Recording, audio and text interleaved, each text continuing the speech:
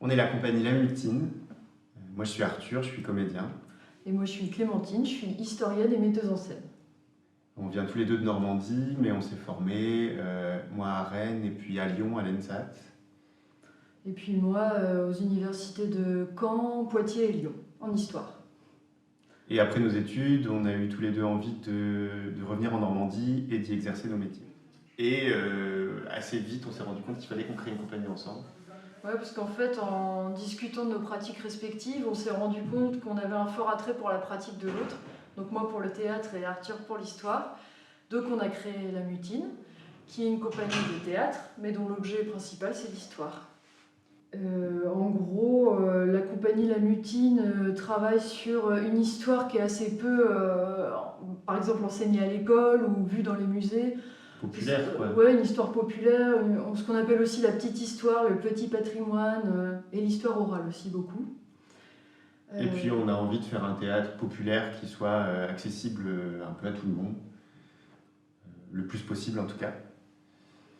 On avait aussi comme objectif avec La Mutine de travailler sur la féerie, le magique, la fantaisie, le fantastique.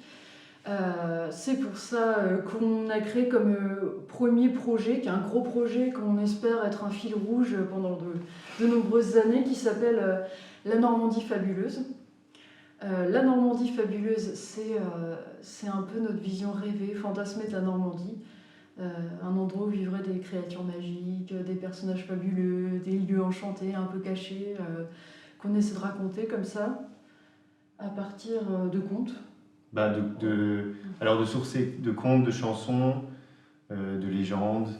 Alors on cherche des sources orales et des sources écrites, mais on s'appuie plus sur des sources écrites parce il y a eu une discontinuité, il y a eu un arrêt dans la transmission de ces histoires-là.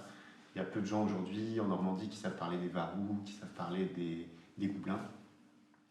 Et donc on reprend les sources qu'on trouve et on les interprète, parce qu'on est des conteurs, les conteurs ont toujours fait ça, on réinterprète. Mais on essaie de rester fidèle quand même à nos sources. Puis pour raconter cette Normandie fabuleuse, on a créé le personnage de Garin, qui est joué par Arthur. Pour faire simple, Garin, c'est un conteur, enseignant-chercheur, spécialiste de la Normandie fabuleuse, qui écrit donc cette fameuse encyclopédie de la Normandie fabuleuse et qui sillonne la Normandie pour dispenser des cours sur les créatures, les sorcières, les sorciers de Normandie, les plantes, les lieux. Et donc le premier cours sur lequel il travaille, c'est les Goublins, qui sont les cousins normands des lutins ou des corrigans.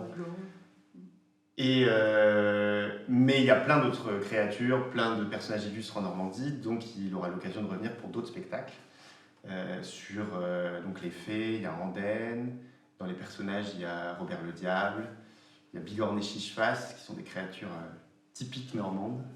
Il y a aussi des créatures plus larges qui existent en Normandie, les dragons typiquement, dont on va parler. Voilà, on a de la matière. Et à côté de ça, on a envie aussi d'aller chercher les univers de nos spectateurs, des Normandes, des Normands, mais même d'autres, et d'enrichir notre univers à nous du vôtre. Et pour ça, on crée aussi des ateliers, soit à l'occasion d'un spectacle, soit à l'occasion d'une action culturelle, en EHPAD, en école, en collège. En centre de loisirs, voilà. Et l'idée, c'est de récolter des contes, des histoires, des légendes, et d'écrire aussi, d'inventer les créatures d'aujourd'hui. En gros, l'idée, c'est vraiment de nous enrichir de l'imaginaire des autres et puis aussi d'insuffler un petit peu de magie dans le regard des gens sur la société, sur le territoire dans lequel ils vivent. Voilà, de créer de la magie, de la diffuser.